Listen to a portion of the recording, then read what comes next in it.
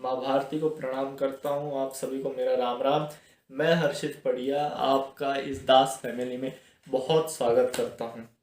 अब आज का जो टॉपिक है हमारा बहुत इम्पोर्टेंट और इंटरेस्टिंग टॉपिक है, that is the importance of youth in Indian politics.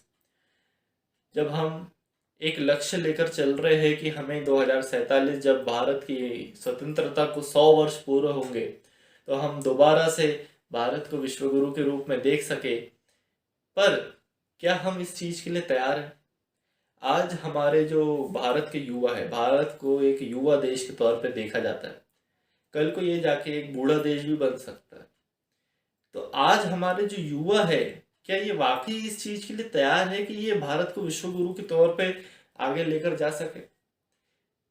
और अगर हम देखें पॉलिटिक्स को, हमारी एनालिसिस करें, तो हम देखेंगे कि लोकसभा विधानसभा में कई सारे ऐसे है युवा जो आगे बढ़ सकते पर उन्हें चांस नहीं मिल रहा।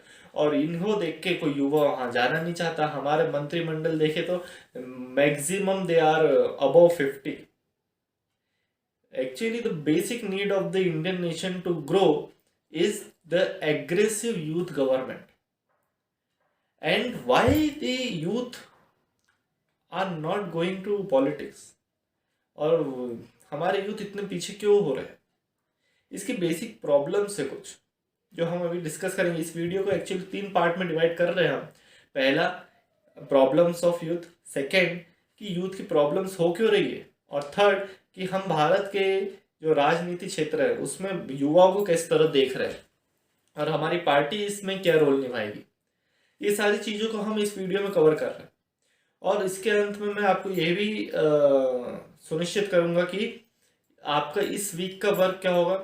और इस वीक के बाद जो हम वीडियो लेके आएंगे उसमें हम आगे की चर्चा आरंभ करेंगे। प्रॉब्लम्स ऑफ यूथ चालू कर रहे हैं।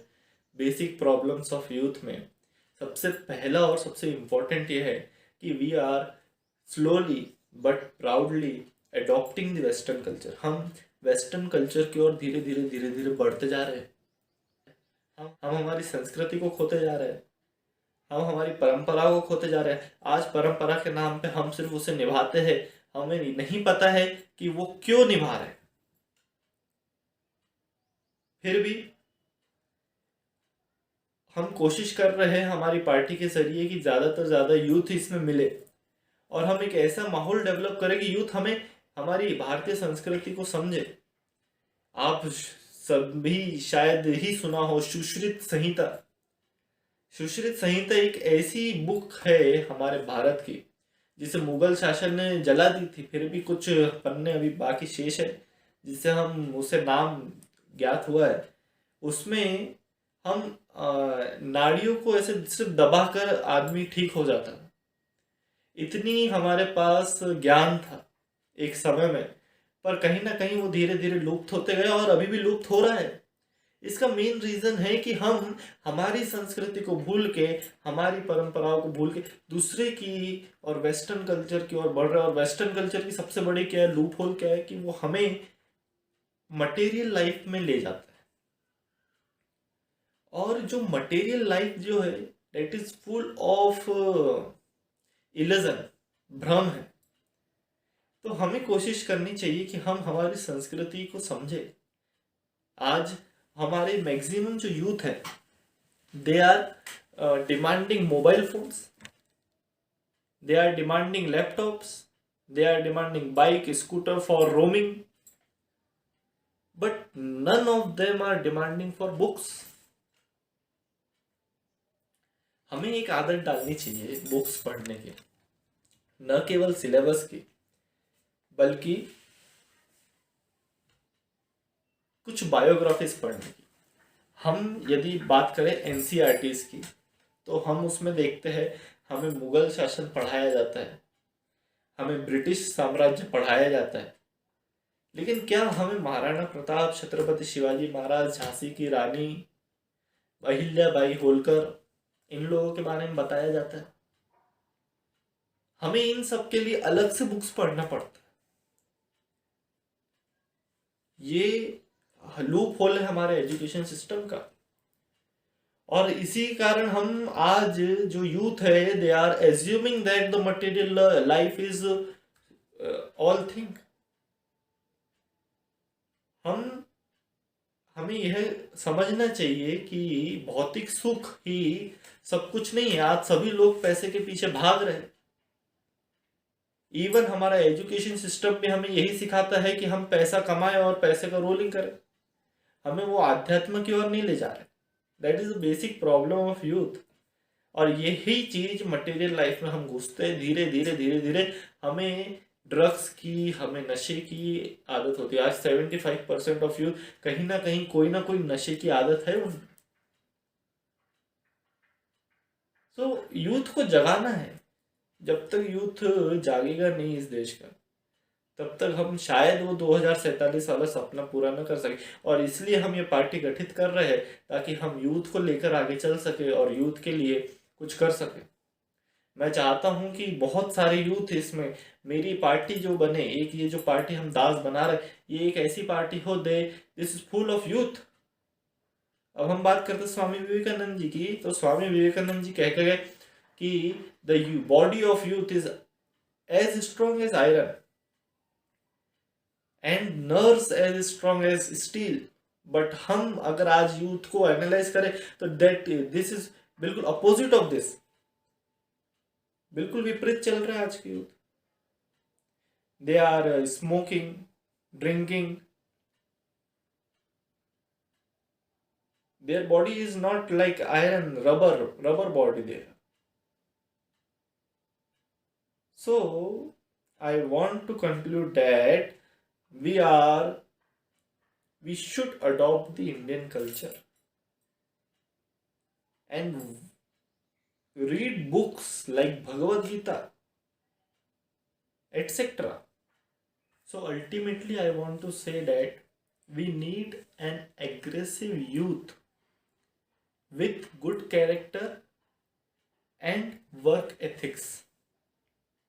If we talk about the Indian politics, भारतीय राजनीति की बात करें, तो भारतीय राजनीति में यूथ के जाने के लिए कोई रास्ता है ही नहीं। जैसे हमें इंजीनियर बनना है तो हम बीटेक करते हैं, हमें यदि डॉक्टर बनना है तो हम एमबीबीएस करते हैं, हमें यदि आईपीएस बनना है तो हम यूपीएससी की तैयारी करते हैं। पर क्या हमें यदि मुख्यमंत्री बनना है तो हम क्या करें? The basic requirement in Indian politics to be a politician is कि हमारे चाचा विधायक होने चाहिए, सिंपली। या हमारे पास 5-6 करोड़ रुपए होने चाहिए कि हम वो टिकट खरीद सके। इसके अलावा कोई रास्ता है ही नहीं। आप गूगल पे सर्च करिए तो गूगल पे आपको आंसर मिलेगा कि आप यदि फैमिली बैकग्राउंड नहीं रखते हैं पॉलिटिक्स का, तो आप या तो टिकट खरीदिए या फिर पॉलिटिकल बैकग्राउंड रखने वाली किसी लड़की को देख के शादी कर लीजिए। ये गूगल पे आंसर आएगा। तो ये इंडियन पॉलिटिक्स एकदम कचरा बना के रखा है। हमें यूथ को डिसाइड करना चाहिए कि हम इसमें जाए और इसे साफ करें। यूथ की इंडिया की रिक्वायरमेंट है कि यूथ पॉलिटिक्स में जाए, और हमें जाना भी चाहिए। हमें फिनलैंड की गवर्नमेंट से कुछ सीखना चाहिए। They have prime minister of age 34 and all of their minister are under 35 and they are working aggressively to make the nation wealthier. तो हमारे इंडिया को भी एक एग्रेसिव चाहिए। हालांकि मोदी जी एग्रेसिवली काम कर रहे हैं, बट क्या उनकी जगह अगर एक युवा मोदी होता तो इस तरह काम करे, बल्कि इससे कई गुना तेजी से काम करता। यूथ एक रिक्वायरमेंट बन गई है आज के दौर की politics. The youth of the Indian nation are wasting their time in Facebook, WhatsApp, other platforms. So the conclusion is that कि हमें भारत को यदि विश्वगुरु बनाना है ना, यदि तो हमें भारत के युवाओं को जगाना होगा और उन्हें पॉलिटिक्स में, भारतीय राजनीति में उनका दबदबा बनाना अति आवश्यक है। और मैं यह भी चाहता हूं कि हम एक ऐसी पार्टी निर्माण करें जो इस सपने को पूरा कर सके, जो हर व्यक्ति हर सेक्टर के लोगों के लिए तेजी से विकास की ओर लेके जाए। दोनों, आध्यात्मिक भी और भौतिक भी। क्योंकि कोई एक पर्टिकुलर चीज में हम भागेंगे ना, दूसरी छूटनी है, और दूसरी छूटेगी तो हमारा विनाश निश्चित है। That's why we are working on both, आध्यात्मिक भी और भौतिक भी। नाउ